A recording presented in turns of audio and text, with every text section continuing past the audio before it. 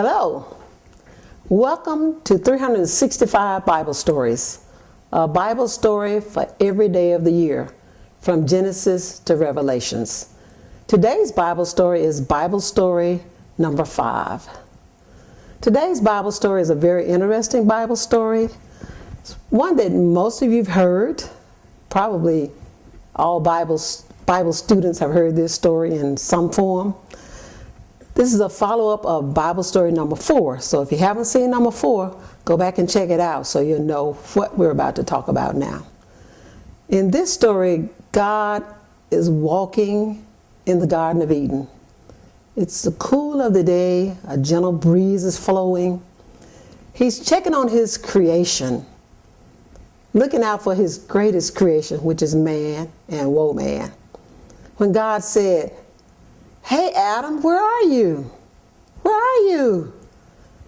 And I imagine Adam hesitated because he really didn't know what to do or what to say, because he had done something that he was not supposed to do, something that God strictly forbade him to do, which was to eat of the fruit of the tree of good and evil. And finally Adam said, "Here I am, God." And God said, "Well, where are you?" Adam said, "I'm hiding." He said, "Why are you hiding?" Adam said, "I'm afraid." Afraid? God said, "Afraid? Afraid of what?" He said, "Well, God, I'm naked." So God said, "Well, how do you know you're naked?" He said, "Because God, that woman you gave me, she gave me fruit to eat."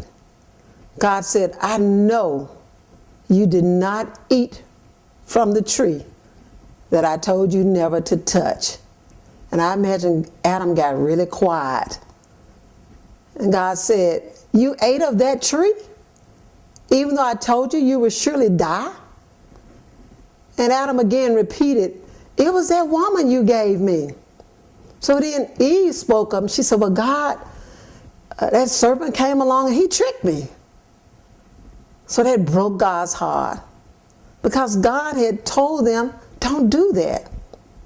Because God knew that when they did that very thing, that they would be cast into sin.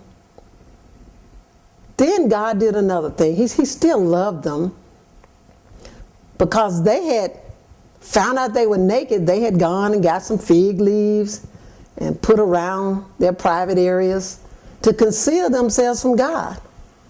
If you think about when you've had a baby, when they are a little baby, up to maybe 1 or 2 years old, they run around with no clothes on and think nothing about it, because their eyes are not open to their nakedness. So all this time, which I don't know how long, you don't know how long, they've been walking around in the Garden of Eden, naming animals, naming fruit, checking out the rivers that were flowing through the garden, not thinking anything about having clothes on or clothing themselves, because God had planned it that way. He had made sure the temperature was perfect. He had made sure that the beast would not attack them, that they had no reason to cover themselves. He had made sure they had plenty of food to eat, plenty of vegetable, plenty of fruit, plenty of nuts, plenty of berries. The one thing he told them not to do was, don't you eat of that tree in the center of the garden, because if you do, you will surely die. And that very thing he warned them against, they did. Now, they didn't die that physical death that is eventually going to occur, but they died that spiritual death, that they died to their connection to God. And God was hurt by this. So God said, well, I'm going to have to do some things. A punishment has to occur.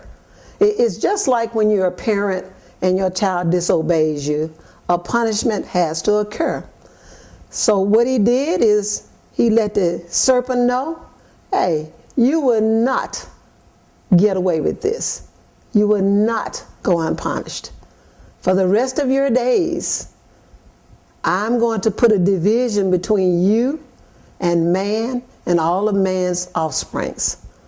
Not only that, you serpent, you will crawl on your belly, and dust will be your food every day. Man will step on your head, and you'll try to strike back by biting the heel of man's children. But every day you will crawl on your belly. And then he turned to man and he said, there's a punishment for you as well. You know, in the past, all you had to do was walk through this beautiful garden and look at what I provided for you. Eat anything you want to, except I told you not to touch that one tree. But you went against what I told you. So I'm going to have to put you out of this paradise and put you into another place where you're going to have to work. You're going to have to dig into the ground and cause it to bear fruit, bear vegetables, bear nuts. You're going to have to raise livestock on your own. You're going to have to provide for yourself. And you, woman, because you went against what your husband had told you not to do, and you caused him to fall into sin, I'm going to have to render a punishment for you as well. Now, when you're cast out of this wonderful paradise, you're going to bear children, because I still love you, and I still want there to be more of you. So you will know your husband. Your husband will be the head of you. You will follow his bidding because he will be the provider. But you, woman, you will bear children. And as much as it grieves me, you will bear those children by having very painful labor pains. It will not be easy when you have the children, but I do want you to increase. But to make sure that you understand that this paradise that you are in is no longer yours, I will close up the gates to this part of the land. And on the outside of that gate, I'm going to station an angel that will hold a flaming sword.